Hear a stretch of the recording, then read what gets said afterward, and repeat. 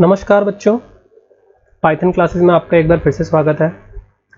तो बच्चों हमने जो है अभी तक हमने इलेक्ट्रोस्टैटिक्स में चार्ज के बारे में पढ़ लिया, चार्ज क्या होता है उसके बारे में पढ़ लिया, उसकी प्रॉपर्टी क्या क्या होती है उसके बारे में पढ़ लिया, कूलम्ब्स लॉ देख लिया, हमने देख लिया कि परमिटिविटी, रिलेटिव परमिटिविटी ये सब क्या होता है ना। उसका हमने वेक्टर फॉर्म भी देख लिया था कूलम्ब्स लॉ का, और क्वेश्चन सॉल्व करने के लिए जो सुपर पोजिशन प्रिंसिपल है वो भी हमने डिस्कस कर लिया था।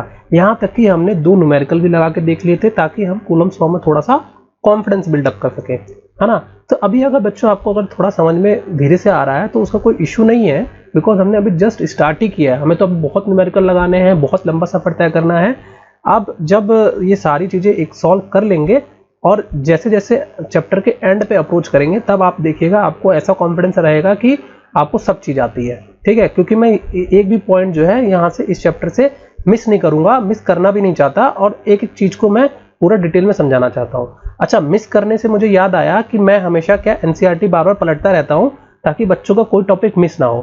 तो हमने कूलम्ब लॉ को जल्दी जल्दी करने के चक्कर में एक टॉपिक जो है, छोटा सा टॉपिक है बच्चों, ज्यादा बड़ा टॉपिक नहीं है, वो मिस कर दिया था, ठीक है। हालांकि वो टॉपिक इतना इंपॉर्टेंट है नहीं, लेकिन स्कूल वालों को कोई भरोसा नहीं है, स्कूल वाले जनरली वहां से क्वेश्चन पूछ देते हैं, इसलिए मेरा डिस्कस करना यहाँ पर बहुत जरूरी है। बहुत ही छोटा टॉपिक है, ये जल्दबाजी में बस मिस हो गया, लेकिन हम लोग क्या है, आप घबराइएगा नहीं। मैं हर एक टॉपिक क्या है बार बार मैं एनसीईआरटी पढ़ता ही रहता हूँ कि बच्चों को कोई भी टॉपिक जो है वो स्किप नहीं होना चाहिए, ठीक है। तो स्किप नहीं करेंगे, हम लोग देख लेंगे। वो टॉपिक है बच्चों how to charge a particle, है ना।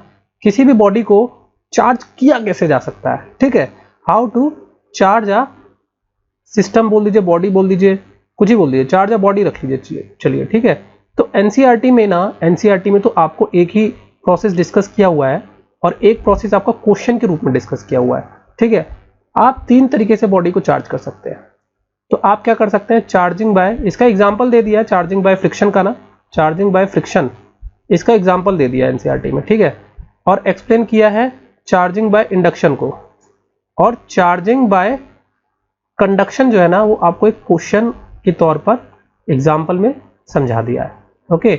लेकिन हम लोग क्या है, कुछ आपको पता ही है, हम लोग कुछ स्किप नहीं करते हैं, हम लोग एग्जाम्पल भी चाट लेंगे, और हम लोग को अगर कोई एग्जाम्पल के तौर पर और कुछ सॉल्व क्वेश्चन भी दे दिया तो उसको भी हम छोड़ेंगे नहीं, ठीक है। तो तीनों को अगर मिला दिया जाए, जो आपका एग्जाम्पल है प्लस जो आपका सॉल्व क्वेश्चन है प्लस जो आपको एक्चुअल में डिस्कस किया गया है एनसीईआरटी में, उन तीनों को मिला दिया जाए तो तीन तरीके आपको बताए हैं किसी भी बॉडी को चार्ज करने के लिए, ठीक है। फ्रिक्शन का एग्जांपल दिया था, कंडक्शन का आपका एक सॉल्व क्वेश्चन में इसको एक्सप्लेन किया हुआ है, और इंडक्शन को आपका प्रॉपर यहाँ पर एक्सप्लेनेशन दिया हुआ है एनसीईआरटी में, ठीक है। हम लोग एक एक करके समझेंगे। तो बच्चों फ्रिक्शन चार्जिंग बाय फ्रिक्शन को हम लोग पहले ले लेते हैं, ठीक है। चार्जिंग बाय फ्रिक्शन बच्चों हम लोग कैसे करते हैं, तो बच्चों चार्जिंग बाय फ्रिक्शन हम लोग कैसे करेंगे ये तो आप लोग बचपन से जान ही रहे हैं। बचपन से क्या जान रहे हैं आप लोग को, ये पता है ना कि बचपन से आपने देखा होगा कि छोटे छोटे हम लोग पेपर के पीसेस कर देते थे, ठीक है। और कॉम्ब जो होती थी, ड्राई कॉम्ब को हम लोग अपने सर पे रगड़ते थे। तो सर पे रगड़ने से क्या होता था, ड्राई कॉम्ब को जब हम लोग सर पे रगड़ते थे ना, तो इसकी जो टिप्स होती हैं, इसकी टिप्स पे ये टिप्स चार्ज हो जाती थी। तो रगड़ना मतलब क्या होता है, रगड़ना मतलब फ्रिक्शन ही तो होता है बच्चे, है ना। तो जब आप कोम्ब को अपने सर पे बालों के साथ रगड़ते हैं तो ये जो होते हैं, जो आपके पॉइंटी एरियाज होते हैं, वहां पर आपकी जो ये कोम्ब है वो चार्ज हो जाएगी, और इसी मेथड को, इसी चार्जिंग के मेथड को बोलते हैं चार्जिंग बाय फ्रिक्शन, ठीक है। इसको प्रूफ कैसे किया जाता है कि ये चार्ज हुई कि नहीं हुई, तो आप क्या करते हैं, इसके पेपर्स के पीसेज होते हैं, इसके पास लेकर आते हैं, तो ये उठने लगती हैं, चिपकने लगती हैं इसके ऊपर, तभी हम लोग प्रूफ कर पाते हैं कि हाँ ये चार्ज हो गई थी, जो आपकी कोम्ब है वो, है ना। तो इससे हम लोग को पता चलता है कि चार्जिंग बाय फ्रिक्शन क्या होता है। अभी बच्चों चार्जिंग बाय कंडक्शन को हम देख लेंगे कि एनसीईआरटी में कहाँ एग्जाम्पल के तौर पर ये दिया हुआ है। तो बच्चों देखो ये चार्जिंग बाय इंडक्शन तो यहाँ पर प्रॉपर एक्सप्लेन किया हुआ है ना, एक्सप्लेनेशन दिया हुआ है, लेकिन यहाँ पर चार्जिंग बाय कंडक्शन ना आपको यहाँ पर एक एग्जाम्पल के तौर पे सॉल्व किया है इन्होंने। बड़े ही होशियार लोग हैं, अलग अलग तरीके से सॉल्व करते हैं, पूछ देते हैं एक ही बार में, है ना। इनको प्रॉपर तीनों स्टेप जो है बच्चों को समझाना चाहिए, एक लेकिन उन्होंने एग्जाम्पल पे दे देते हैं, और एक को क्या सॉल्व एग्जाम्पल में डाल देते हैं, और एक को प्रॉपर एक्सप्लेन कर देते हैं, है ना। तो हम लोग छोड़ेंगे नहीं कुछ भी, हम लोग एक एक चीज को पकड़ के सॉल्व करेंगे, ठीक है। तो ये कूलम्ब लॉ से पहले है बच्चों, है ना, ये चीज याद रखिएगा कि ये कूलम्ब लॉ से हमको पहले पढ़ना होता है। ओके, तो हम लोग डिस्कस कर लेते हैं, ऐसा कुछ है नहीं, अभी कूलम लॉ हमारा जो खत्म हुआ एक ही क्लास हुआ है, तो ऐसा कोई सीक्वेंस वाला बात नहीं है। इसको अभी भी पढ़ेंगे तो आपको बिल्कुल भी ऐसा नहीं है कि समझ में नहीं आएगा, आपको सब चीजें एकदम बढ़िया समझ में आएंगी। अभी देखिए चार्जिंग बाय कंडक्शन मतलब क्या हुआ। कंडक्शन मतलब बच्चों होता है, कंडक्शन मतलब होता है बच्चों, एक चीज याद रखिए, कंडक्शन मतलब होता है किसी भी सॉलिड बॉडी जो कि कंडक्टर है ना। अच्छा, कंडक्टर और इंसुलेटर ही मुझे यहाँ पे एक्सप्लेन करना है, ठीक है। तो कंडक्टर और इंसुलेटर मतलब क्या होता है, ऐसा बॉडी जिसके अंदर इलेक्ट्रॉन क्लाउड हो या फिर जो कि फ्लो ऑफ चार्ज को सपोर्ट करे, जो कि जिसके थ्रू चार्ज को फ्लो करवाया जा सके, ठीक है।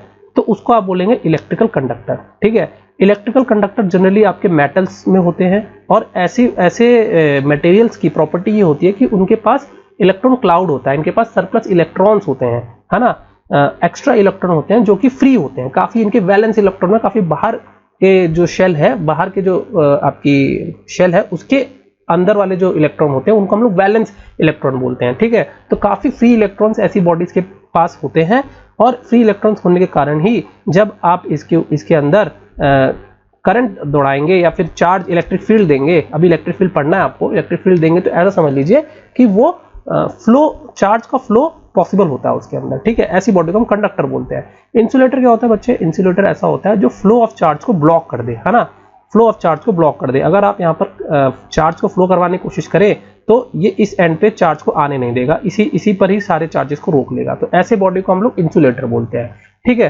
तो अगर ये बोल रहा है चार्जिंग बाय कंडक्शन, तो बच्चे चार्जिंग बाय कंडक्शन मतलब आपको कंडक्टर के ऊपर ही आपका चार्जिंग होगा, ठीक है।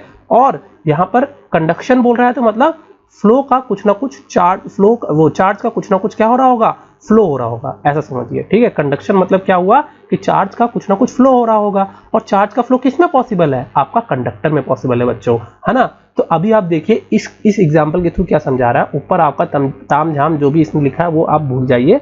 अभी देखिए, अभी आराम से समझिए कि इसमें किया क्या, इसमें क्या किया। क्वेश्चन बोल रहा है how can you charge a metal sphere positively, है ना, विदाउट टचिंग इट, बिना छुए किसी भी मेटल चार्ज को आप कैसे चार्ज कर सकते हैं, ठीक है। फ्रिक्शन में तो आपको पता है ना कि आपको घिसना होता है तो मतलब आप छू रहे हैं, लेकिन इसमें क्या है, हम लोग बिना छुए ही चार्ज को, ये बॉडी को चार्ज कर लेंगे, ठीक है। अभी देखिए ये बॉडी जो है वो न्यूट्रल है। न्यूट्रल बॉडी मतलब देखिए चार्ज कंजर्वेशन मतलब क्या होता है, चार्ज कंजर्वेशन मतलब हमने अभी पढ़ा था ना प्रॉपर्टीज ऑफ चार्जिंग में कि charges of an isolated system is conserved मतलब हुआ जितना भी उसके पास इलेक्ट्रॉन है और जितना भी उसका पास प्रोटॉन है वो कभी हम लोग डिस्ट्रॉय नहीं कर सकते हैं, है ना। अभी देखिए न्यूट्रल बॉडी जो है मतलब इसका ये हो गया, इसके पास जितने पॉजिटिव है उतने ही नेगेटिव है ना। न्यूट्रल मतलब होता है कि इसके पास जितने पॉजिटिव है उतने ही इसके पास नेगेटिव है। तो बच्चे अगर आप इसके पास कोई नेगेटिवली चार्ज रॉड लेकर आएंगे, लेकिन इसको ना इसने क्या किया, ग्राउंड कर दिया। अभी मैं समझाता हूँ ग्राउंड करने का क्या रीजन है इसका, ठीक है। तो अभी आप ऐसा समझिए कि जब मैं इसके पास नेगेटिव रॉड लेकर आऊंगा तो इसके जो, ये तो कंडक्टर है, कंडक्टर में तो फ्लो ऑफ चार्ज पॉसिबल है, तो जितने भी आपके इलेक्ट्रॉन थे वो इससे दूर भाग जाएंगे, तो यहाँ पूरा जो है इलेक्ट्रॉन जमा हो जाएगा और यहाँ पे जो पूरा है आपका प्रोटॉन जमा, प्रोटॉन आप ऐसा नहीं बोलेंगे प्रोटॉन जमा हो गया, आप ऐसा बोलेंगे कि इलेक्ट्रॉन सारे इधर भाग गया, तो जहां से उसने जगह छोड़ी वहां पर आप बोल सकते हैं कि ये पॉजिटिवली चार्ज पार्टिकल यहां पर हो गया, ठीक है। एक्चुअल में यहाँ पे पॉजिटिव चार्ज पार्टिकल ऐसे नहीं बोलेंगे, इलेक्ट्रॉन की कमी है इस वजह से आप बोल देंगे कि यहाँ पे पॉजिटिव चार्ज है, या फिर बोल दीजिए प्रोटॉन ही है, क्योंकि आप क्या इलेक्ट्रॉन आपने भगा दिया तो केवल आपका न्यूक्लियस बचा रहेगा, तो न्यूक्लियस और आपके जो भी कुछ इलेक्ट्रॉन रहेंगे जो वैलेंस शेल में नहीं थे, तो उसके जो न्यूक्लियस के जो चार्जेस हैं वो आपका कंपेयर टू योर इलेक्ट्रॉन में ज्यादा हो गए, तो ये पॉजिटिव हम लोग बोल देंगे कि पॉजिटिव हो गया अभी, क्योंकि जो वैलेंस वाले हैं वो सारे भाग गए,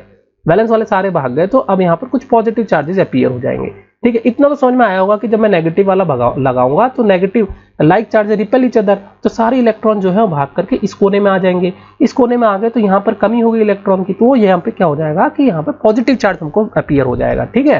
positive charge is nothing but absence of your electron, okay. अभी क्या करेंगे, हमने इसको क्या कर दिया, अर्थिंग कर दिया।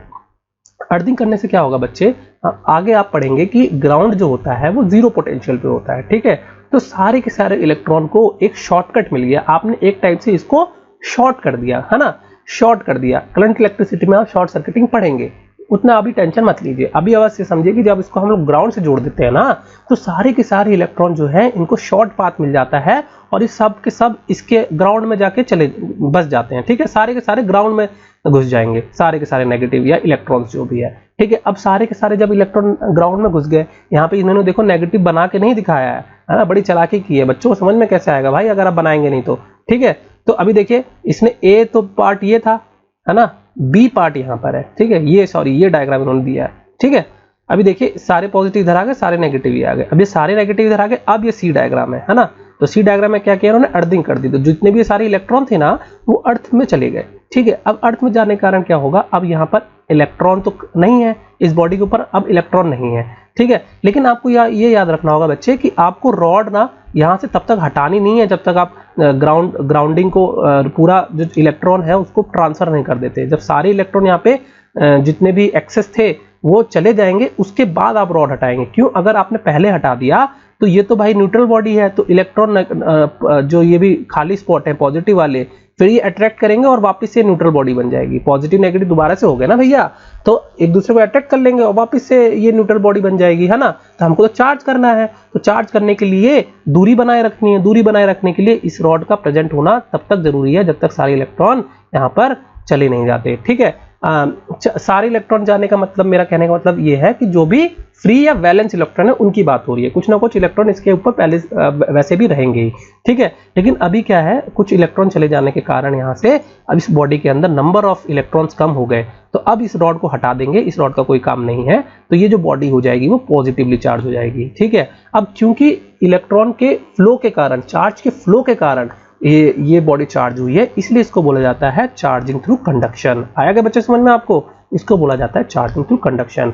अब हम लोग तीसरा पॉइंट पढ़ेंगे, चार्जिंग बाय इंडक्शन क्या होता है। ठीक है, तो इंडक्शन मतलब बच्चे होता है यहाँ पर हम लोग इंड्यूस कर रहे हैं चार्ज। ठीक है, यहाँ पे हम लोग जो है चार्ज का इंडक्शन यानी यहाँ पे पैदा कर रहे हैं हम लोग चार्ज। ठीक है, तो पैदा कैसे कर सकते हैं चार्ज को, चार्ज तो भाई कंजर्व क्वांटिटी है, तो कंजर्व क्वांटिटी तो है बच्चे, लेकिन हम लोग क्या करेंगे, दो अगर बॉडी हमने ले ली तो एक दूसरे का अगर ये इलेक्ट्रॉन ले लेगा, एक बॉडी अगर दूसरी बॉडी की इलेक्ट्रॉन ले लेगी तो ये तो नेगेटिव चार्ज हो जाती है और ये पॉजिटिव चार्ज हो जाती है। तो बस हमें यही करना है कि हमको एक बॉडी का जो चार्ज है दूसरी बॉडी के ऊपर ले लेना है। तो इसको हम लोग बोलेंगे कि हमने जो चार्ज है वो इंड्यूस कर दिया उस बॉडी के अंदर। तो बच्चे देखेंगे इसमें एग्जांपल कैसा दिया है चार्जिंग बाय इंडक्शन में। तो पहले तो हमको दोनों बॉडी को टच करके रखना है।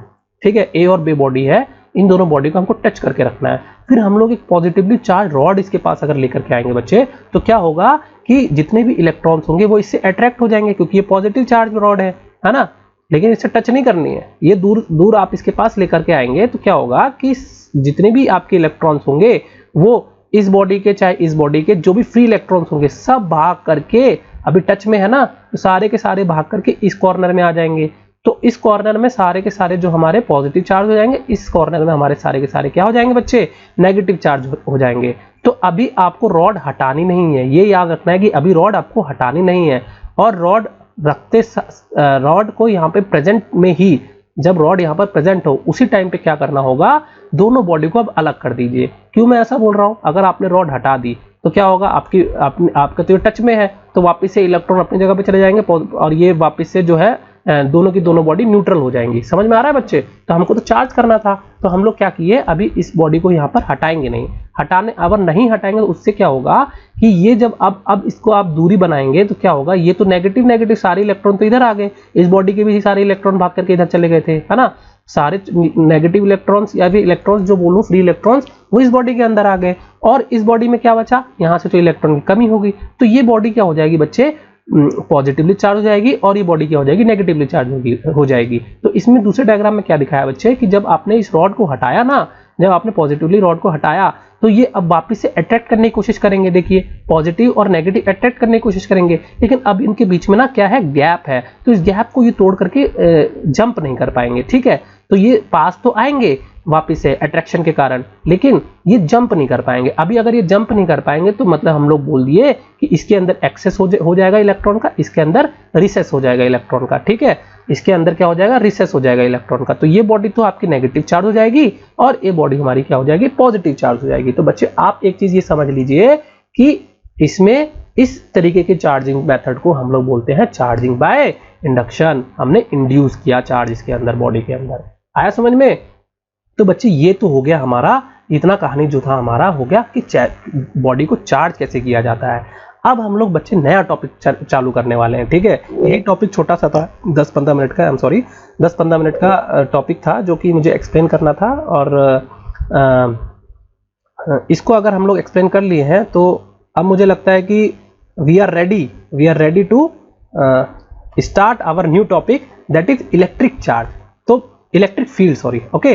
तो हम लोग अपना ब्रांड न्यू टॉपिक चालू करने जा रहे हैं बच्चों, ध्यान से सुनेंगे। अभी जो हम लोग टॉपिक पढ़ने जा रहे हैं बच्चे, उसका नाम है इलेक्ट्रिक फील्ड। क्या नाम है? Electric field. तो बच्चे अब यहाँ से चीजें थोड़ी जो है वो कॉम्प्लिकेट होना चालू हो जाएंगी, ठीक है।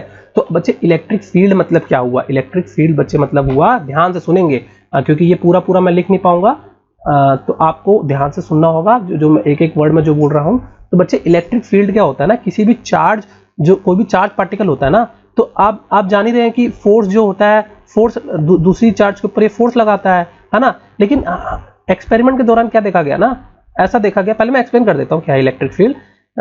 एक्सपेरिमेंट के दौरान क्या देखा गया कि जैसे ये टेस्ट चार्ज है Q, है ना, और ये कोई चार्ज था Q, है ना, तो ये तो इसको रिपेल करेगा, है ना, या फिर अट्रैक्ट करेगा। जैसे चुंबक ही ले लो, आप लोग देखते हैं ना कि जब यहाँ पे लाता हूँ तो बहुत तेजी से चिपक जाती है, फिर थोड़ा दूर लेके जाता हूँ, फिर वो हमने एक एक्सपेरिमेंट किया ना, हम तो बचपन में भी एक्सपेरिमेंट करते थे चुंबक लेकर के। तो हम लोग क्या करते थे, एक एरिया डिफाइन करते थे ना कि भाई इस पॉइंट पर जब मेरा चुंबक आ जाता था, अब ये जो है इसको अट्रैक्ट नहीं कर पाता था। हम लोग हमेशा देखना चाहते थे कितनी दूरी तक जो एक चुंबक है वो दूसरी मैग्नेट को अट्रैक्ट कर पाती है, रिपेल कर पाती है, जो भी है ना, कितनी दूरी तक ये ऐसा कर पाती है। हम लोग ये हमेशा जज करने की कोशिश करते थे जब हम लोग छोटे थे, खेलते थे, ठीक है। तो इसी तरह से अगर बच्चे हम लोग चार्ज की बात करें, तो मैं अगर बोलूं कि यहाँ पर अगर मैंने क्यू रखा है तो इस पे वो फोर्स लगेगा, कूलम फोर्स लगेगा। फिर मैंने यहाँ पे रख के देखा, तब भी लगा। फिर मैंने यहाँ रख के देखा, मतलब अगर ये मूव कर जाएगी, चाहे दूर मूव करे चाहे पास मूव करे, है ना, चार्ज इनके नेचर पे डिपेंड करता है कि लाइक है कि अनलाइक है ना, लेकिन उनके ऊपर फोर्स जरूर लग रहा है। तो जब तक इसके ऊपर फोर्स लग रहा है, मैं हर बार डिस्टेंस चेंज करके देख रहा हूँ। फिर मैंने देखा जैसे ही मेरा चार्ज यहाँ आया, अब जो है ये जो मेरी जो आपकी बोलूंगा जो चार्ज पार्टिकल है, इसको जो है अट्रैक्ट नहीं कर पा रही या रिपेल नहीं कर पा रही। तो मैं बोलूंगा कि ऐसे अगर मैंने पूरा इसके चारों तरफ बना के देख लिया, तो बोलूंगा कि कोई ना कोई तो इसका रीजन है, ठीक है। मैं बोलूंगा कोई ना कोई तो इसका रीजन है, जिस रीजन के अंदर इसका फोर्स जो है वो लग पा रहा है, और उस रीजन के बाहर जो है वो फोर्स मेरा जो है वो नहीं लग पा रहा। तो इलेक्ट्रिक फील्ड की डेफिनेशन क्या होती है बच्चे? इलेक्ट्रिक फील्ड की डेफिनेशन ये होती है, region around a charge particles into which when another charge is brought in it experiences electrostatic force। तो ऐसा रीजन किसी भी चार्ज पार्टिकल के अराउंड जिसके अंदर मैं अगर इलेक्ट्रिक टेस्ट चार्ज या फिर टेस्ट पार्टिकल लेकर के आऊं, तो उसके ऊपर वो इलेक्ट्रोस्टैटिक फोर्स लगाने में सक्षम हो, तो उस फील्ड को, उस रीजन को मैं बोल दूंगा इलेक्ट्रिक फील्ड, है ना। चार्ज के कारण फील्ड हो रही है, इसलिए हम लोग इलेक्ट्रिक फील्ड बोल देते हैं। एरिया है इसलिए फील्ड हो गया, चार्ज है इसलिए इलेक्ट्रिक हो गया। आया समझ में आपको? तो आपको बच्चे हम लोग करते क्या है इसमें, process of interaction between charge particles is a two step process. Process of interaction between charge particles is a two step process. तो पहले में हम लोग क्या करते हैं, charge creates a electric field around it, ठीक है। हम लोग अभी पढ़ने जा रहे हैं कि जो इंटरेक्शन है किसी भी दो चार्ज पार्टिकल के बीच में, वो कैसे होता है, वो दो स्टेप प्रोसेस होता है। तो पहला स्टेप तो होता है हमारा, चार्ज पार्टिकल जो होती है बच्चे, वो अपने चारों तरफ एक इलेक्ट्रिक फील्ड बना लेती है, ठीक है। ये 3D में है, ऐसा 2D में मत समझिएगा, ये 3D में है, ठीक है। तो देखिए क्या बोल रहा है, चार्ज क्रिएट्स, पहला स्टेप है ये इलेक्ट्रिक फील्ड। क्या बोल रहा है, electric field around it, okay. अपने चारों तरफ ये इलेक्ट्रिक फील्ड बनाती है। हम लोग क्या पढ़ रहे हैं, हम लोग टॉपिक पढ़ रहे हैं process of interaction between two charge particles is a two step process, ठीक है। दो चार्ज पार्टिकल का जो इंटरेक्शन है वो दो स्टेप का प्रोसेस है। पहला क्या होता है कि वो जो चार्ज पार्टिकल है वो अपने चारों तरफ एक इलेक्ट्रिक फील्ड बनाता है। दूसरा प्रोसेस क्या है कि अनदर चार्ज ओके फील्स, मेरी राइटिंग बहुत गंदी है यार, फील्स द फोर्स, ओके। आप लोगों को समझ में आ रही है तो कोई दिक्कत नहीं है, अगर मैं बोल भी रहा हूं तो। Another charge feels the force when it is brought inside that electric field, okay। तो कुल मिला के मैं क्या बोलना चाह रहा हूँ, मैं बोलना चाह रहा हूँ कि एक चार्ज होगा, ठीक है। मैं बोलना चाह रहा हूँ कि अरे यार बहुत ही गंदी राइटिंग हो गई, let me just erase it and show you properly. Okay, writing यार I am still practising with this is new to me, तो थोड़ा बहुत आप लोग का साथ चाहिए इसमें। तो देखिए चार्ज होगा, चार्ज के कारण क्या जनरेट होगी, एक फील्ड जनरेट होगी जिसको हम लोग इलेक्ट्रिक फील्ड बोल रहे हैं। और उस फील्ड के अंदर जब आप लेकर के आएंगे तो क्या हमको एक्सपीरियंस होगा, इलेक्ट्रोस्टैटिक फोर्स। ओके, तो चार्ज होती है, फील्ड होता है, फोर्स होता है। यही सेम प्रोसेस होता है आपका मैग्नेटिज्म में, कि मैग्नेट होगी, मैग्नेटिक फील्ड होगी और एक मैग्नेटिक फोर्स लगेगा। तो अगर यहाँ पर आपको इलेक्ट्रिक और इलेक्ट्रिक फील्ड के बारे में समझ में आ रहा है तो बच्चे वो भी समझ में आ जाएगा, मैग्नेट वाला भी। तो अब इसके बाद ना, जब हमने इलेक्ट्रिक फील्ड पढ़ लिया बच्चे, तो इसके बाद एक टॉपिक आता है electric field intensity. Electric field intensity हमको देखना है, इलेक्ट्रिक फील्ड इंटेंसिटी।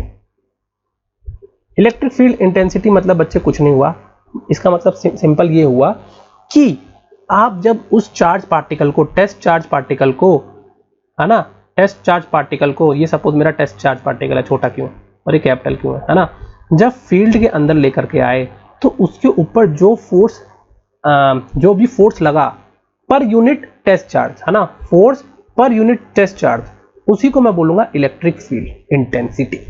आया समझ में? तो इसका डेफिनेशन बच्चे लिख लेंगे आप लोग, मैं दो बार रिपीट कर देता हूं। Electric field intensity at a point is equal to electrostatic force experienced by a unit positive charge, या यूनिट पॉजिटिव टेस्ट चार्ज बोल देंगे आप लोग, बेटर रहेगा, ठीक है। तो इसकी मैंने आपको ये भी बता दी, क्यू नॉट जो है मैं टेस्ट चार्ज ले ले रहा हूं, तो मैं क्या बोलूंगा, इसकी अगर न्यूमेरिकली आपको बताना होगा तो आप लिख देंगे ई जो है इलेक्ट्रिक फील्ड इंटेंसिटी आपको बोलूंगा, तो जो फोर्स होगा पर यूनिट आप बोल देंगे per unit your test charge. तो बच्चे आपको तो ये पता है ना कि फोर्स की वैल्यू क्या होती है, के Q1 Q2 bye r square, है ना, ये तो आपको पता ही था बच्चे, है ना। तो आप लोग क्या कर देंगे, कुछ नहीं, इसका जो है आप लोग को क्या करना पड़ेगा, यहाँ पे वैल्यू पुट करनी पड़ेगी। तो आपने क्या वैल्यू पुट करी, तो आपने बोला के q not by r square. अब यहाँ पे क्यू नॉट नीचे आ जाएगा, पर यूनिट चार्ज बोल रहा है, तो क्यू नॉट यहाँ से कट जाएगा और आपका इलेक्ट्रिक फील्ड का, आपका जो है इलेक्ट्रिक फील्ड का जो है वो आपको यहाँ पर आ जाएगा, क्या आ जाएगा फॉर्मूला, के क्यू बाय आर स्क्वायर, है ना। कुछ नहीं, बस एक चार्ज कम कर दो तो फोर्स ही हमारा इलेक्ट्रिक फील्ड हो जाएगा, है ना। एक बस चार्ज हमको हटा देना है वहां से। तो कौन सा चार्ज हटाना है, आपको हटाना है टेस्ट चार्ज, ठीक है। अब हमको पढ़ना है कि ये जो होती है ना बच्चे, ये होता है वेक्टर क्वांटिटी। तो इलेक्ट्रिक फील्ड इंटेंसिटी जो होती है, आप लिख लीजिए, ये होती है वेक्टर क्वांटिटी। वेक्टर क्वांटिटी क्यों बोलते हैं भाई, ये तो है तो फोर्स ही, बस पर यूनिट चार्ज ही तो है। तो फोर्स अगर आपका वेक्टर है तो आप बोल सकते हैं ना कि मेरा इलेक्ट्रिक फील्ड भी वेक्टर है, बस इसीलिए। ओके, अगर फोर्स, देखिए भाई मैं यहाँ वेक्टर बना रहा हूँ, है ना, फोर्स आपका वेक्टर है तो बस आपने चार्ज हटा दिया, उसमें से एक चार्ज कैंसिल कर दिया एक, बाकी अगर फोर्स वेक्टर है तो इसी वजह से इलेक्ट्रिक फील्ड भी वेक्टर हो जाती है, इलेक्ट्रिक फील्ड इंटेंसिटी भी वेक्टर हो जाती है, ठीक है। दूसरा हमको इसमें पढ़ना होता है इसका यूनिट। तो यूनिट देखिए बच्चे, यूनिट क्या है, ये तो न्यूटन का है ना, फोर्स मतलब न्यूटन हो गया, और टेस्ट चार्ज क्या होता है, कूलम होता है। तो इसका जो यूनिट है, एसआई यूनिट, वो हो जाएगा आपका न्यूटन पर कूलम, न्यूटन पर कूलम। ओके, तो और अब इसका तीसरा जो है हमको देखना होता है डायमेंशनल। तो डायमेंशनल क्या होता है बच्चे, इलेक्ट्रिक फील्ड का डायमेंशनल क्या हो जाएगा, ये हो जाएगा m की पावर n, l की पावर 1, t की पावर -3 और a की पावर -1। अब कुछ लोग बोलेंगे सर ये कैसे आया, अरे इतना सिंपल है यार, तुम देखो यार, कूलम का मैंने बताया था आप लोगों को, कूलम का मैंने क्या बताया था आपको, अरे यार इसको भी अभी अटकना है। कूलम का बच्चे मैंने बताया था आपको a × t होता है, बताया था। और बच्चे मैंने न्यूटन तो फोर्स है ना, फोर्स का तो आपको याद ही होना चाहिए, mLt-2, ये तो याद होना चाहिए ना आपको बच्चे, है ना। ये तो 11th में पढ़ते आ रहे हैं, डायमेंशन याद करना है फोर्स का। तो चलिए कंटिन्यू करते हैं, एक minute, let me just choose a pen first. हाँ, तो देखिए ये तो आप बचपन से पढ़ ही रहे हैं, 11th से पढ़े हैं, mLt-2 होता है फोर्स का। तो क्या है, न्यूटन पर कूलम है ना इलेक्ट्रिक फील्ड, तो आप क्या करेंगे, न्यूटन की वैल्यू डाल दीजिए mLt-2 और कूलम की वैल्यू डाल दीजिए at, है ना। तो ये क्या हो जाएगा, mLt ऊपर चला जाएगा तो माइनस, यार भाई ये सब t की आएगा, तो यहाँ पे t-1 हो जाएगा, प्लस कर दोगे तो -3 हो जाएगा, है ना, और a की पावर -1। समझ में आया क्या। तो ml3-1 a-1, अगर किसी याद नहीं होता, याद करना भी नहीं है यार, याद क्यों करोगे, न्यूटन और कूलम का याद रखो, न्यूटन का पता ही होता है, इसको बस यहाँ पे वैल्यू डाल दो तो आपको इलेक्ट्रिक फील्ड इंटेंसिटी का क्या डायमेंशनल पता चल जाएगा। क्योंकि क्या होता है ना, ये एग्जामिनर जो है आपके स्कूल वाले जो एग्जाम होते हैं ना, उसमें ये बहुत पूछते हैं कि डायमेंशनल बता दो, तो यूनिट बता दो, इसलिए ये सब चीजें यहाँ पर एक्सप्लेन करना बहुत जरूरी होता है बच्चे। ठीक है, तो यहाँ तक हमने बच्चे अभी हमने पढ़ लिया आपका इलेक्ट्रिक फील्ड। ठीक है, अभी हमको अगर इलेक्ट्रिक फील्ड निकालना है तो एक लास्ट टॉपिक हम लोग देख लेते हैं, इसको बोलेंगे हम लोग general method of determining your electric field. ठीक है, general method of determining electric field. ठीक है, कुछ है नहीं वैसे, आप सब सिंपल चीजें हैं। तो पहला क्या करेंगे आप लोग, प्रोसेस से चल रहे हैं हम लोग, bring in positive test charge Q not. ठीक है, एक पॉजिटिव चार्ज लेकर के आओ, जो मैंने बस डेफिनेशन बताई है ना उसी के अकॉर्डिंग आप बना के भी लिख दीजिए, तब भी आपका हो जाएगा। ठीक है, bring in a positive test charge Q not. ठीक है, दूसरा प्रोसेस क्या है, find force on Q not, है ना। तीसरा क्या है, determine electric field intensity as F not by Q not. हो गया। अभी एक्चुअली क्या आप लोग कह रहे होंगे सर ये तो बहुत इजी चीज बता दिया आपने, है ना, ये तो आसान है, इसमें क्या है। लेकिन हम लोगों को ना बच्चे अभी पढ़ना है कि हम लोग को इलेक्ट्रिक फील्ड हम लोग रिंग के कारण कैसे निकालते हैं, एक शीट के कारण कैसे निकालते हैं। ठीक है, एक बड़ा सा कंडक्टर है इनफाइनाइट लेंथ का, उसके कारण कैसे निकालते हैं। ठीक है, तो यहाँ पर तो ये कॉमन सेंस लगता है, लेकिन इसी कॉमन सेंस को जब हम लोग इस पर लगाने लगते हैं ना, तो बच्चे थोड़ा सा ना यहाँ पर डिफिकल्टी उन लोगों को होती है ना, करना हमको यही होता है, लेकिन हमको डिफिकल्टी महसूस होती है। इस वजह से यहाँ पे मेरा लिखना बहुत जरूरी था यहाँ पे इसको। ठीक है, तो चलिए हमने यहाँ तक अभी जो डिस्कस कर लिया इसको हम लोग यहाँ पे रहने देते हैं। अच्छा, फॉर्मूला एक और लिख लो ना, फॉर्मूला भी लिख लो कि अगर कंटिन्यूअस चार्ज है, क्योंकि अब यहाँ पर ना हमको थोड़ा इंटीग्रेशन वगैरह यूज होगा, तो यहाँ पे लिख लीजिए कि इलेक्ट्रिक फील्ड जैसे थी आपकी, तो अब उसको बस मैंने क्या किया, कंटिन्यूटी के लिए बोल दिया। तो electric field to continuous charge distribution, अगर जहाँ पे भी कंटिन्यूटी आ जाती है तो आप लोग बोलेंगे कि हमको अब इंटीग्रेशन यानी कैलकुलस के ऊपर जाना है, तो हम लोग क्या बोलेंगे, K dq by R square. यानी कि यहाँ पे तो मैंने पहले एक बड़ा चार्ज था उसके कारण फील्ड थी, अब उस तुम टेस्ट चार्ज Q नॉट ला रहे थे, तो अब क्या है कंटिन्यूअस चार्ज, मतलब जब मैंने बोल दिया कि बहुत पूरा, मतलब ऐसा ये रिंग है, इस रिंग के कारण मैं क्या बोलूंगा कि इसका एक पार्टिकुलर जो पोर्शन है वो dq हो गया। अब इसको इंटीग्रेट करूंगा, इसका पूरा जो है चार्ज मेरे को मालूम पड़ जाएगा। तो अगर मैं किसी रिंग के लिए या फिर शीट के लिए या कंडक्टर के लिए ले रहा होता हूँ ना, तो ये इसी को बोला जाता है कि कंटिन्यूअस चार्ज डिस्ट्रीब्यूशन, है ना, छोटा छोटा चार्ज है। तो मैं इसका एक क्या बोलता हूँ, एक एलिमेंट लेता हूँ, उसको बोलता हूँ कि dq है, और उसको जब मैं पूरा इंटीग्रेट करता हूँ तो कंटिन्यूअस चार्ज डिस्ट्रीब्यूशन बन जाता है। तो अगर मैं क्या बोलूंगा, कंटिन्यूअस चार्ज डिस्ट्रीब्यूशन अगर आपको निकालना है,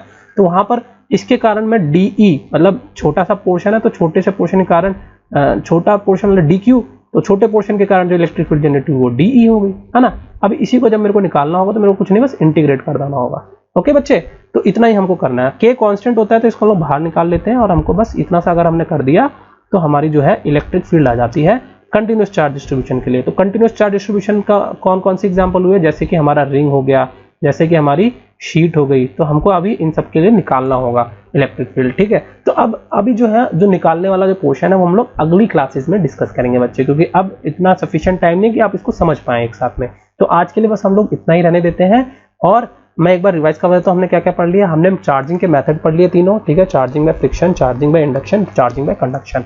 उसके बाद बच्चे हमने इलेक्ट्रिक फील्ड के बारे में पढ़ा। इलेक्ट्रिक फील्ड के बारे में हमने काफी डिटेल में पढ़ा कि इलेक्ट्रिक फील्ड होती कैसे है, क्या है, और फोर्स फिर कैसे लगता है, चारों तरफ कौन सा एरिया बनता है, क्या एरिया होता है वो। फिर हमने उसकी इंटेंसिटी कैलकुलेट कर ली, और इंटेंसिटी कैलकुलेट करने के लिए जो मैंने फॉर्मुलेशन है वो बता दिया। और अगर ये सॉलिड एक सिंगल पार्टिकल चार्ज नहीं है और कोई डिस्ट्रीब्यूशन चार्ज है, यानी कंटिन्यूअस चार्ज डिस्ट्रीब्यूशन है, तो उसके कारण हमको अगर इलेक्ट्रिक फील्ड निकालनी है तो उसका भी मैंने मेथड बता दिया है। तो आगे हम लोग रिंग विंग जो है आपका और जो शीट विट है उसके कारण जो इलेक्ट्रिक फील्ड आपकी बनेगी उसको हम लोग इसी फॉर्मूले से निकाल करके देखेंगे एक एक करके। ठीक है, तो यहाँ तक आपका इलेक्ट्रिक फील्ड इंटेंसिटी हमने डिस्कस कर लिया है। होपफुली आप सबको समझ में आया होगा, और काफ़ी अच्छी तरीके से क्लास चल रही है ऐसा आपको लग गया होगा, और आप इसी तरह से बने रहेंगे। और अगर कोई डाउट आता है तो बच्चे उसको आप कमेंट में लिखिए, हम लोग जरूर आप तक पहुँचेंगे। ठीक है, और लाइक कीजिए, सब्सक्राइब कीजिए, वीडियो पसंद आती है तो चैनल को सब्सक्राइब कर दीजिए। Thank you.